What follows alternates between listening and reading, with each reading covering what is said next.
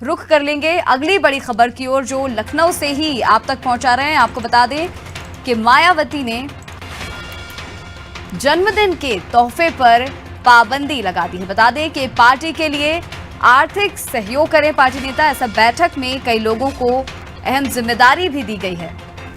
निकाय चुनाव के मद्देनजर सेक्टर बूथ प्रभारी बनाए जाए। मायावती ने कहा कि निकाय चुनाव में पूरी मुस्तैदी से लड़ेगी बसपा।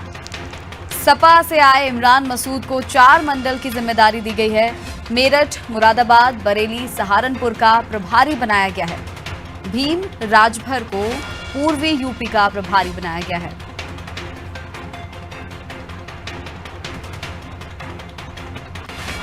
बड़ी खबर पहुंचा रहे हैं आप तक लखनऊ से,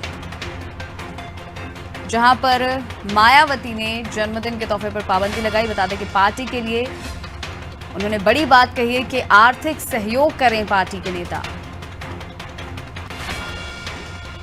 इस खबर पर और ज्यादा जानकारी लेंगे हमारे संवाददाता अश्विनी से जुड़े हुए हमारे साथ। अश्विनी जी, मायावती ने बैठक की जिसमें उन्होंने कई अहम जिम्मेदारियां भी दी पार्टी नेताओं को, और भी किस तरह की चर्चा यहां पर हुई, क्या अहम बातें मायावती ने कहीं अपनी पार्टी को लेकर, बताएं।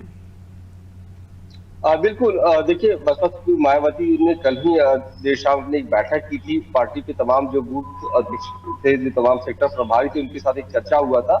और उस बैठक के दौरान बसपा सुप्रीमो मायावती ने साफ तौर पर कहा है कि जब जन्मदिन पर उनको जो तोहफे दिए जाते थे, उन तोहफों को न दिया जाए, बल्कि पार्टी के लिए आर्थिक सहयोग किया जाए। क्योंकि लगातार अगर हम बात करें तो उत्तर प्रदेश में बसपा का जो ग्राफ है वो लगातार गिरता गया है। सभी चुनाव में हार जो है वो मिलती गई है।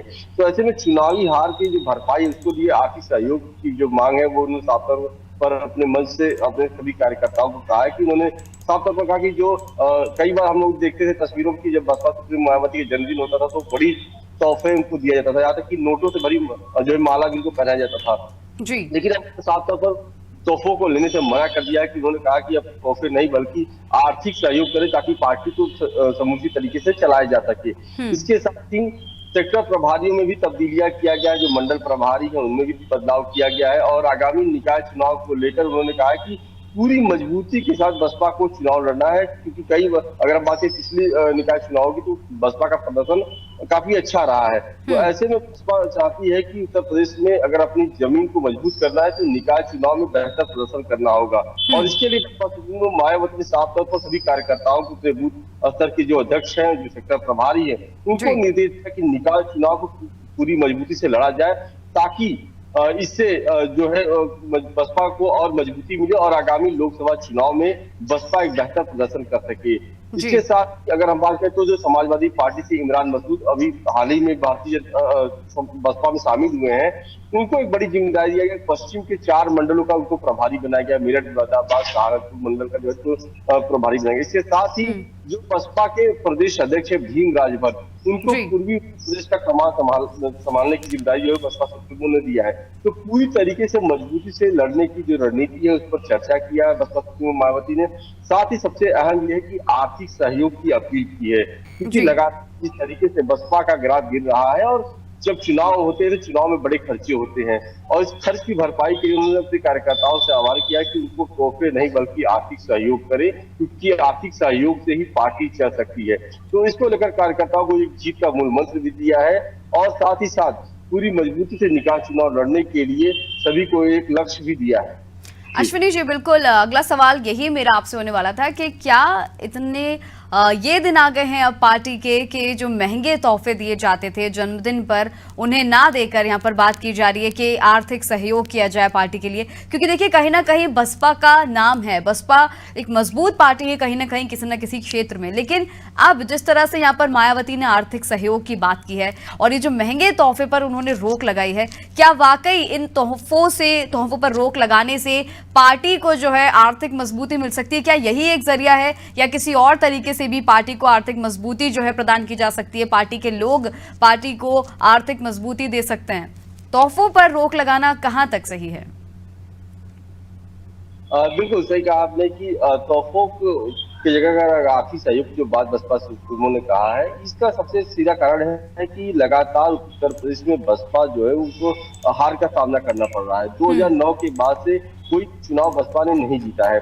तो जी पार्टी और संगठन को चलाने के लिए पूरी तरीके से आर्थिक रूप से मजबूती होने की जरूरत होती है। अगर हम बात करें तो वर्तमान में उत्तर प्रदेश में बसपा का एक ही विधायक है और लगातार उससे पहले अगर हम 2014 की बात करें तो लोकसभा में उत्तर प्रदेश में खाता भी नहीं खुला बसपा का।